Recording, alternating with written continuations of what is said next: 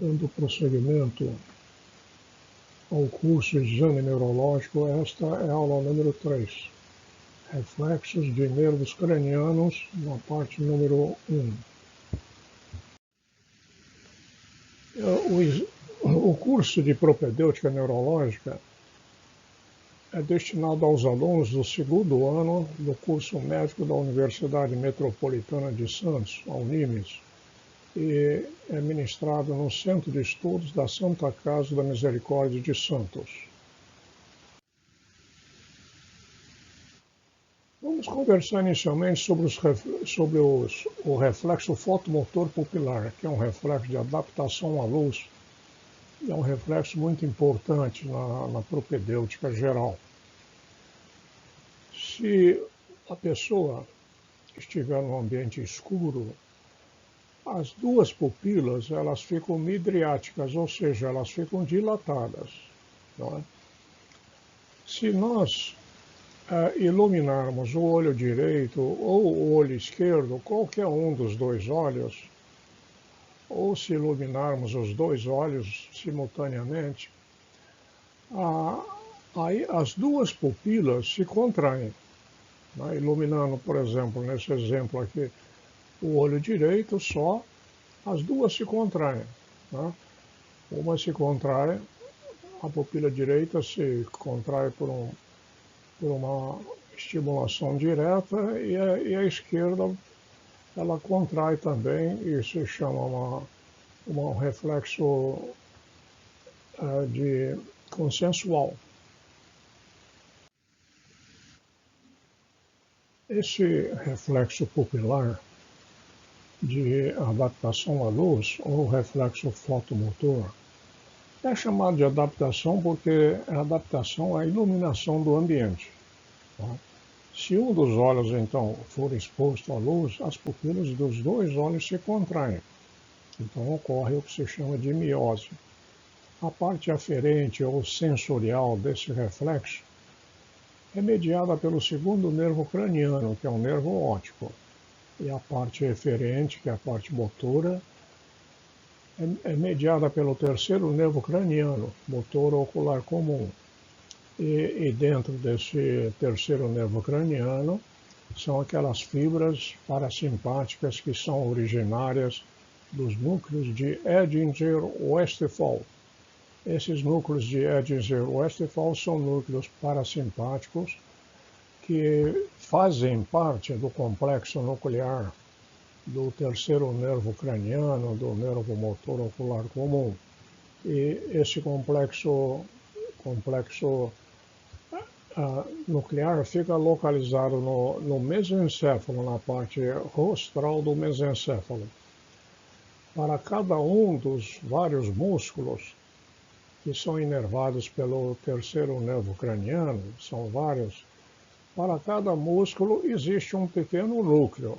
Então, esses são vários núcleos que constituem, então, esse complexo nuclear motor ocular comum, sendo que essa parte que vai inervar a pupila, que é a parasimpática, o núcleo se chama Edinger-Westphal.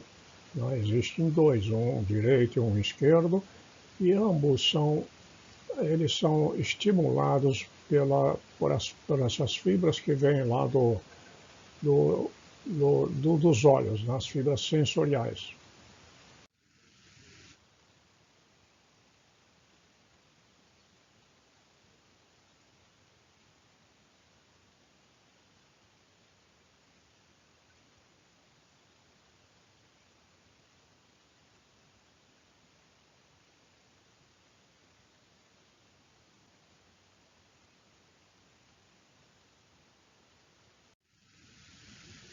As pupilas, normalmente são circulares, são simétricas, à direita igual à esquerda, e têm os bordos regulares.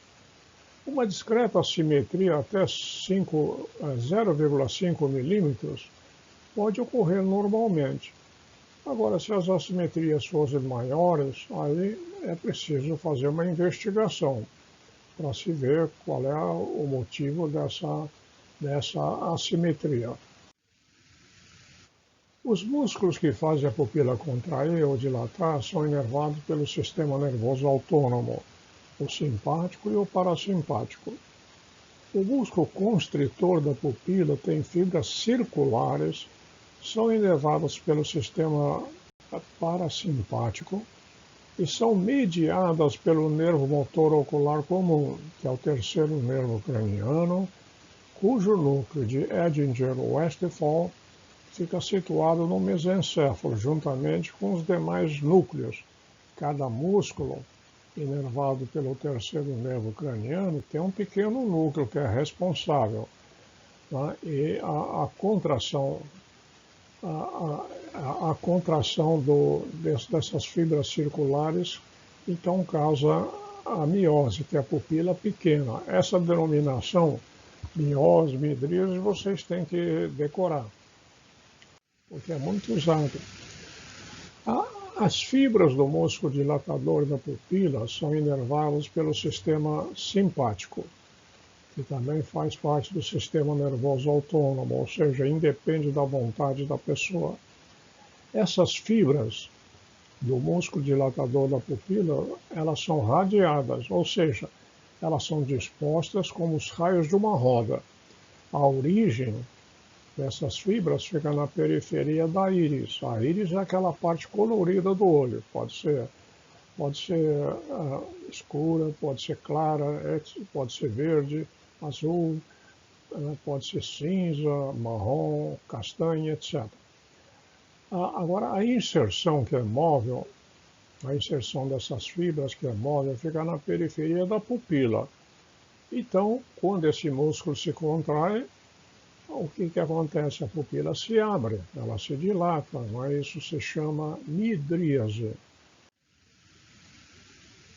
O reflexo pupilar à luz, ou reflexo fotomotor pupilar, é uma reação de adaptação à luz.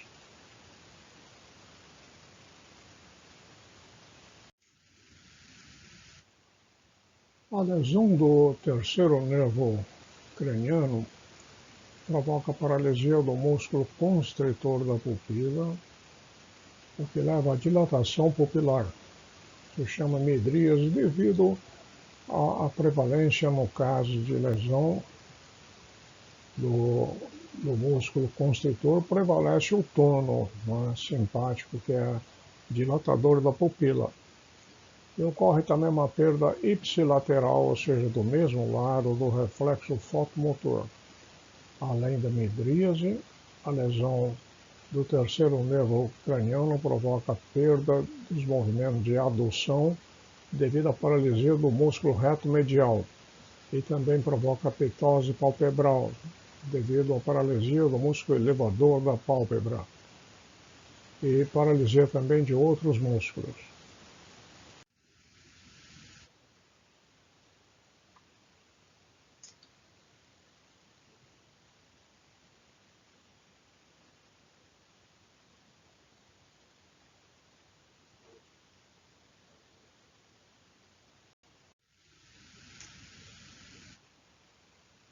Nesse desenho, nós vemos aqui do lado esquerdo o olho esquerdo, o olho direito, o terceiro nervo craniano, de um lado e de outro, chegando ali no mesencéfalo, não é? Então, nós vemos aqui o lobo temporal do lado esquerdo, com uma saliência na sua superfície medial anterior, que é chamada uncus. Uncus significa gancho.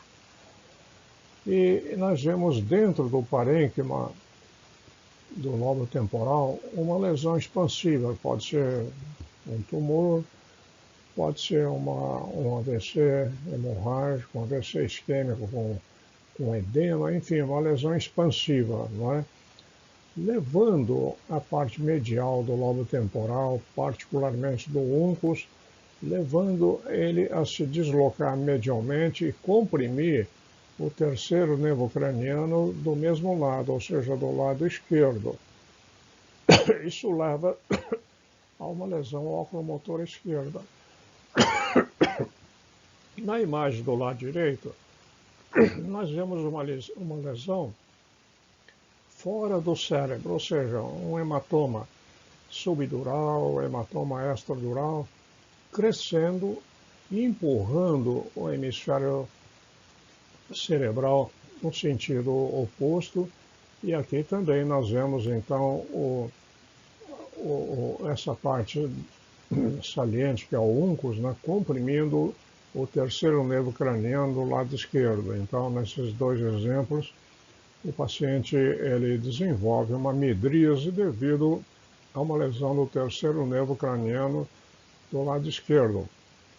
Além da midríase, ele desenvolve também paralisia do músculo reto medial. O paciente não consegue aduzir o olho esquerdo, ou seja, ele não consegue girar o olho esquerdo para dentro, né? E também ocorre uma ptose palpebral do lado esquerdo.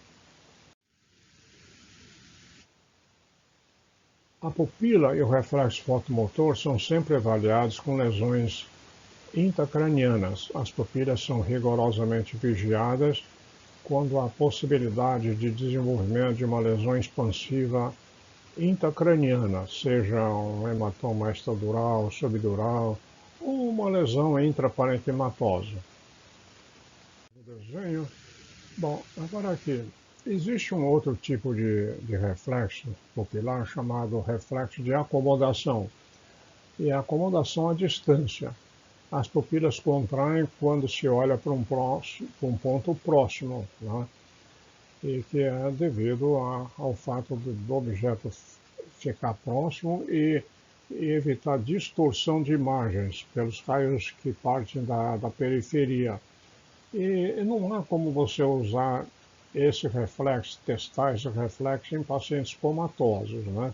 Agora, o reflexo fotomotor, que é o de adaptação à luz, esse é muito prático e é de fácil execução em qualquer paciente, né? Basta você ter uma lanterna ou você ter o seu celular, você liga então a luz do celular ou de uma lanterna e você incide aquela luz num dos olhos e as duas pupilas têm que se contrair.